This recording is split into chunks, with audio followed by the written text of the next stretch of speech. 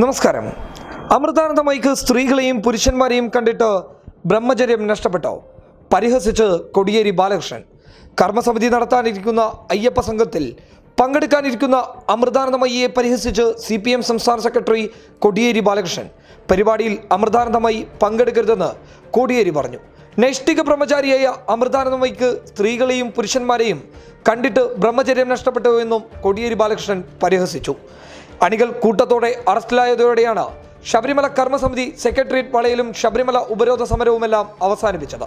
പിന്നീട് അമൃതാനന്ദമയിയെയും മറ്റ് സന്യാസിമാരെയും പങ്കെടുപ്പിച്ചുള്ള അയ്യപ്പ സംഗമങ്ങൾ നടത്താൻ പദ്ധതിയിടുകയായിരുന്നു. അതിനിടെ ശബരിമല വിഷയത്തിൽ 49 ദിവസം നടത്തിയിരുന്ന സെക്രട്ടേറിയറ്റ് പടിക്കലെ നിരാഹാര സമരം BJP അവസാനിപ്പിച്ചു. ശബരിമലയിലെ നിരോധനാജ്ഞ പിൻവലിക്കുക, യുവതികളെ പ്രവേശിച്ചുള്ള ആചാരലംഘനം തടയുക തുടങ്ങിയ ആവശ്യങ്ങൾ ഉയർത്തിയായിരുന്നു ഡിസംബർ 3 മുതൽ BJP നിരാഹാര സമരം തുടങ്ങിയത്. എന്നാൽ ഇതിൽ ഒറ്റ ആവശ്യങ്ങൾ പോലും നേടിയെടുക്കാൻ BJPക്ക് സാധിച്ചിട്ടില്ല. News desk public Kerala.